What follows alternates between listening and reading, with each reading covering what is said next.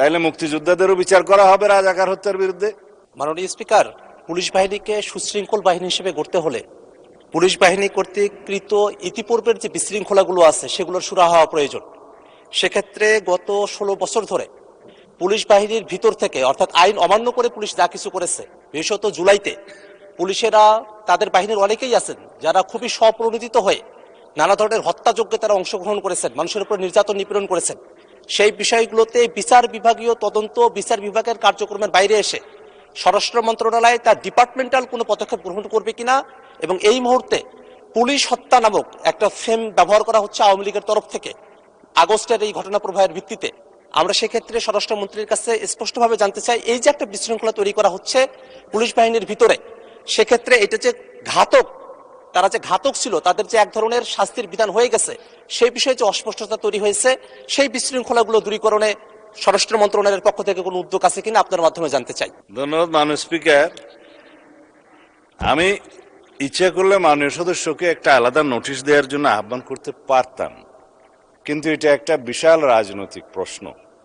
যেমন জুলাই যোদ্ধাদের ইনডেমনিটি দেওয়ার বিষয়ে, আইনি এবং সাংবিধানিক সুরক্ষা দেওয়ার বিষয়ে জুলাই জাতীয় সনদে আমরা অঙ্গীকারাবদ্ধ হয়েছি। অঙ্গীকার নামার এটা 5 কি 6 নম্বর দফা 6।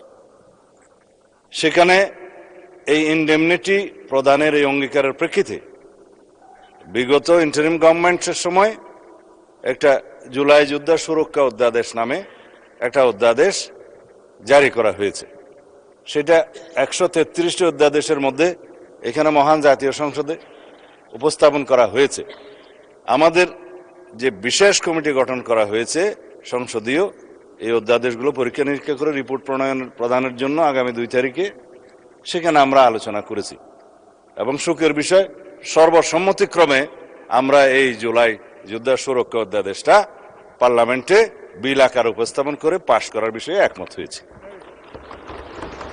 নাম্বার 2,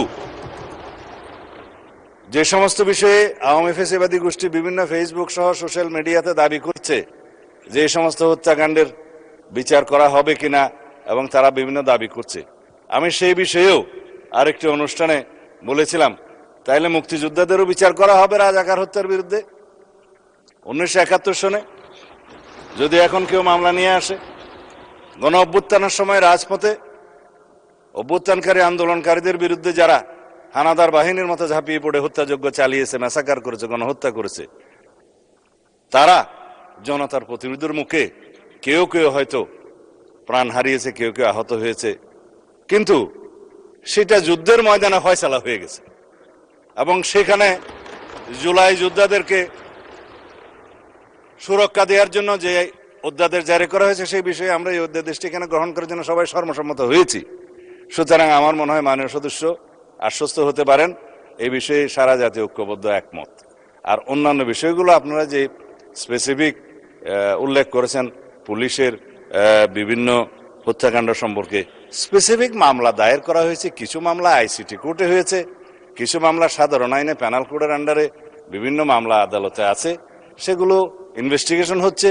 কিছু কিছু বিষয়ে চার্জশিটেড হয়েছে, এবং ফ্যাসিস্ট শেখ হাসিনার বিরুদ্ধে 2-1টা মামলা এবং তার সহযোগী স্বরাষ্ট্রমন্ত্রী সহ কয়েকজনের বিরুদ্ধে 2-1টা মামলা রায়ও ঘোষিত হয়েছে, এবং সেই রায়গুলো সারা জাতি টেলিভিশনের মাধ্যমে একদম লাইভ টেলিকাস্ট করা হয়েছে, আপনারা দেখেছেন। তা আশা করি অন্যান্য মামলাতেও ইনশাআল্লাহ আইসিটি কোর্ট হোক বা অন্যান্য আদালত হোক, আদালত স্বাধীনভাবে তার বিচার কার্য পরিচালনা করবে। সেখানে আমরা কোনো ইন্টারফিয়ার করব না, করতে চাই না। এটাই বর্তমান সুশাসনের, আইনের শাসনের ব্যবস্থা আমরা কায়েম করতে চাই। সুতরাং আমরা অপেক্ষা করি। আইনি প্রক্রিয়া, বিচারিক প্রক্রিয়া কিছু সময় লাগবে, সেটা পর্যন্ত আমরা অপেক্ষা করি। ইনশাআল্লাহ এদেশে সকল গুম, খুন, হত্যাকাণ্ড এবং গণহত্যার বিচার হবেই।